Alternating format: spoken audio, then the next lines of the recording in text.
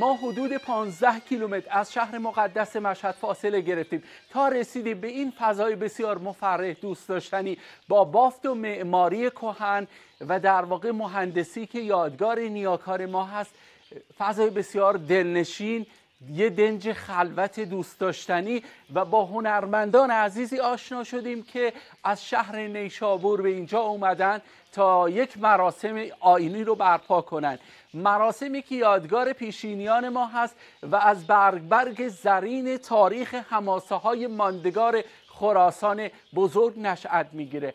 اسب چوبی نماد سرکشی، یاغیگری، طغیان و هجوم مغول‌ها هست و سرکشی و در واقع مردمی که با دستهای خالی در مقابل ظلم ایستادن و همه ما حکایت سربهداران رو میدونیم و در واقع سربهداران در خطه خراسان با بهره‌گیری از آموزه‌های ناب اسلامی تونستن بر دشمن زبون چیره بشن و تونستن در واقع یک برگ زرینی رو در تاریخ با شکوه تشیع رقم بزنن.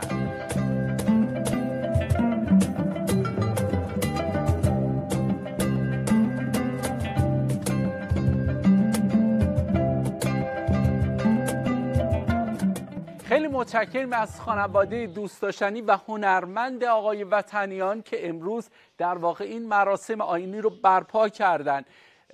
آقای وطنیان برامون بگو که قدمت این آیین و مراسم به چه زمانی برمیگرده؟ نه، در زمانهای قدیم که در زمان چنگیز مغول و آیینی که به حساب رقص‌هایی که در مراسم شادی‌های کردزبان یعنی کرمانچ این برنامه رو اجرا میشه و جشنایی که امامای ما که داشتن و در اون جشن شرکت در واقع در تولد همه یهودا در عروسی ها در مراسم و شادیانه های مردم این مراسم برگزار میشد. و همونطوری که گفتیم اسب چوبی نماد طغیانگری مغول ها به سرزمین ایران بوده و مردانی که حماسه می آفرینند گرداگرد اسب چوبی در مقابل دشمن می ایستند تا سرانجام اونها با کمترین ابزار و امکانات دشمن تابون دندان مسلح رو شکست میدن. اما جالبه براتون در مورد این لباس ها بگم. لباس در واقع رنگ گرم نماد و سمبل کرمانچای عزیز این منطقه است با نقوشی که از طبیعت بهره گرفته.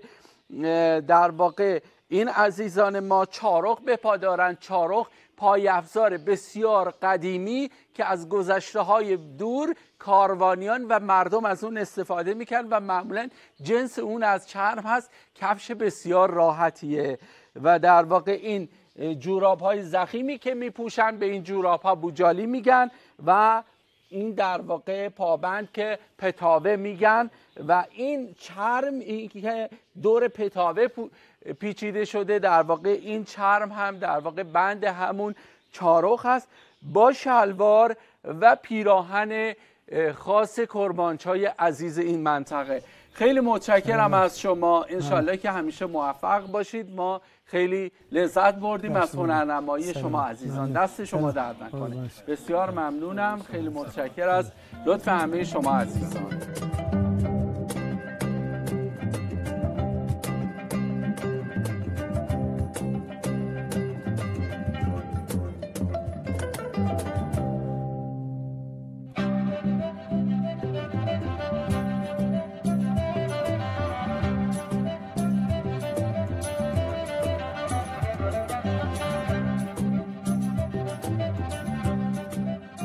تزیینات این خونه سنتی و قدیمی برای گذشتگان ما نوستالژی و خاطر انگیز هست و در واقع نیاکان ما در چنین فضاهای مفرح و با صفا و دوست داشتنی زندگی می‌کردند.